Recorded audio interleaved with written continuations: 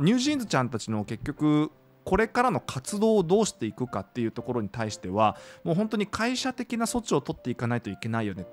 高評価ボタンとチャンネル登録もぜひぜひよろしくお願いします。非常に興味関心の高く、そして業界においてもかなり大きい出来事になるだろうなという、長い目で見ても今後こ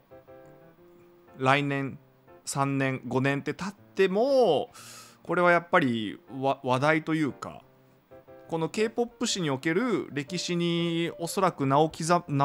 ではないな、なんかその刻まれる出来事なのではないかなというふうに最近ちょっと思っております。そのぐらい結構大きいお話かなというふうに思う部分でもありと。ハイブさんが今日までですよっていう風に出した質疑書ですね、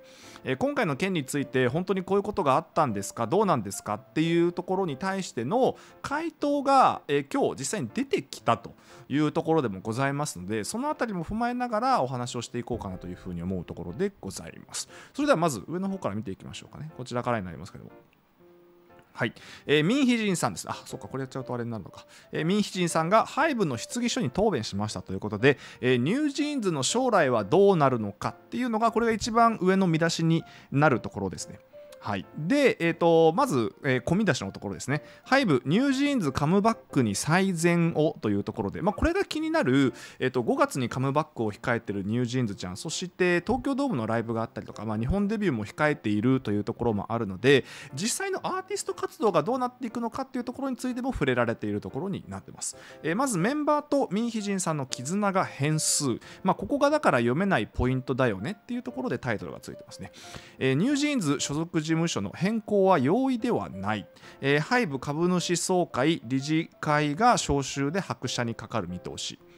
招集に拍車がかかる見通しということで、これ昨日もお話ししましたけれども、おそらくこれは、理事会株主総会がもう早々に開かれるであろうと。ニュージーンズちゃんたちの結局これからの活動をどうしていくかっていうところに対してはもう本当に会社的な措置を取っていかないといけないよねっていうことで、そのあたりに迅速な対応が求められているっていうところの内容だと思われます。そして、今回の記者さんもこれですね、イ・テスさんです。皆さん覚えておきましょう。イ・テスさんでございますので、はい。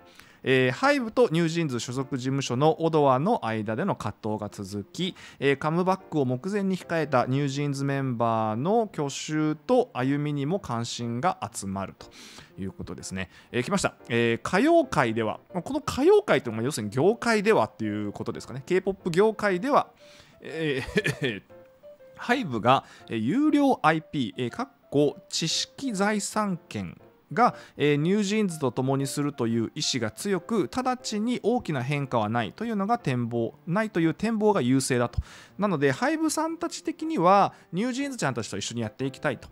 いうところなので、今すぐそのスケジュールが変更になったりとかっていうことを望んでいるわけではないと。ニュージーンズさんたちはすごく、ビジネス的においても大切な存在であるっていうところももちろんそうだと思いますし、やっぱりそこはアーティストの方たちであるっていうところで最大限に保護していきたい。まだやっぱり未成年の方たちもいらっしゃいますし、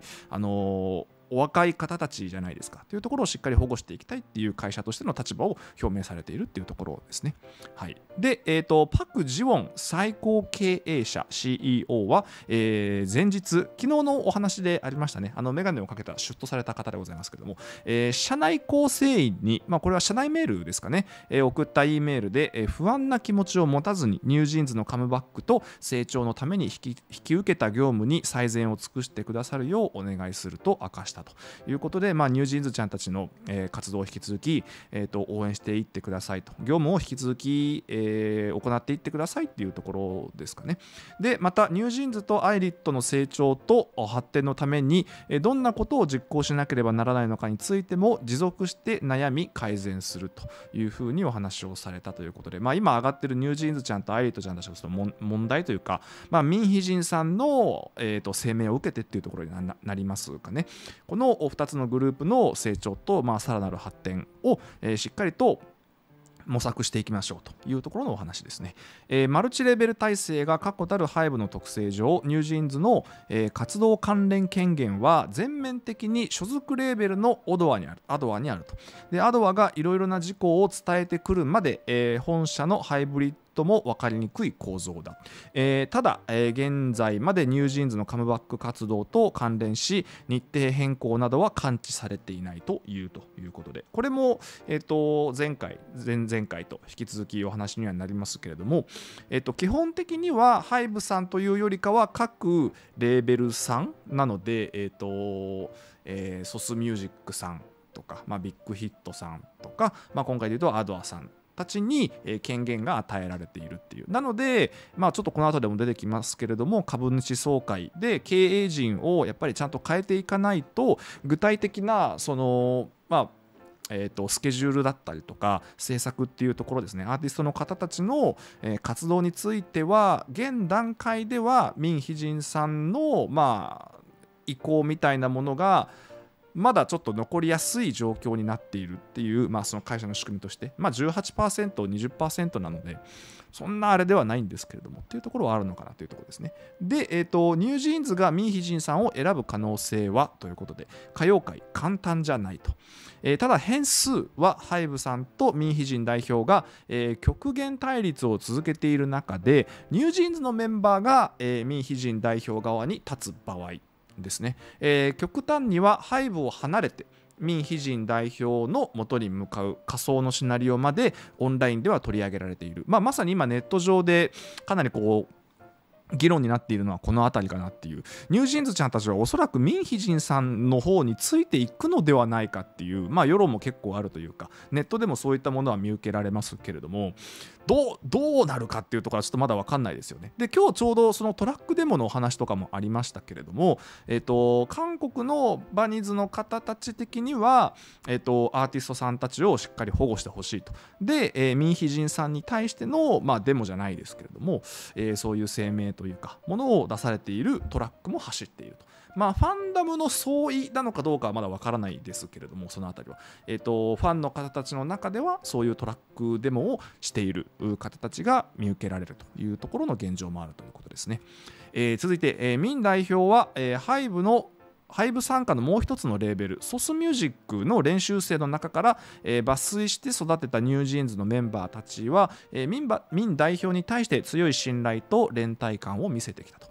彼らは、各種授賞式のたびに、ミン代表に対する感謝の表現を忘れず、メンバーの家族もミン代表に贈り物のような縁と言って手紙まで書いたりしていたということで、このあたりも SNS で結構見られますかね。授賞式のコメントでミンヒジンさんありがとうございますっていうのは、必ずおっしゃってますし、この前かな、ミンヒジンさんが授賞式のコメントに一緒に出てこられて、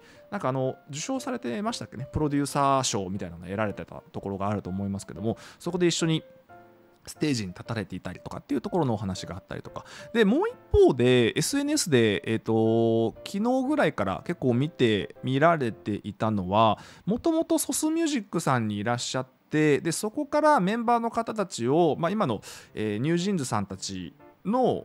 メンバーの人たちを練習生の状態から、引き抜いてアドアという事務所を設立して立ち上げたと。でその時の費用はソスミュージックが全部持っていたと。でそのソスミュージックさんが負担したそのお金っていうものはもうソスミュージックさん側にあって、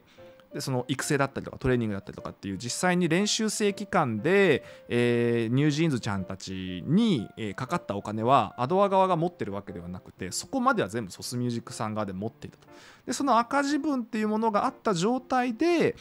もともとソスミュージックさん的にも、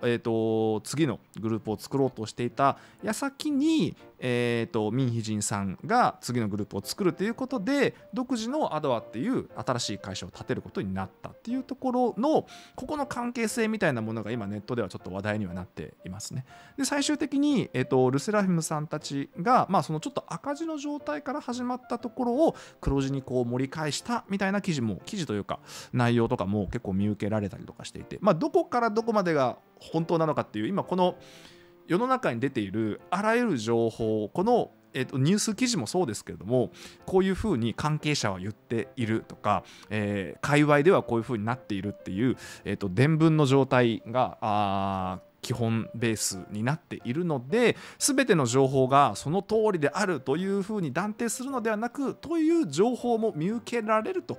いうスタンスで今回の件については見ていくのが、スタンスとしては、僕の中のスタンスとしては大事かなというふうに思っているところなので、今この記事も読んでますが、そういう話も出ているそうですねっていうところでちゃんと立ち止まれるようにしていきましょうっていうのが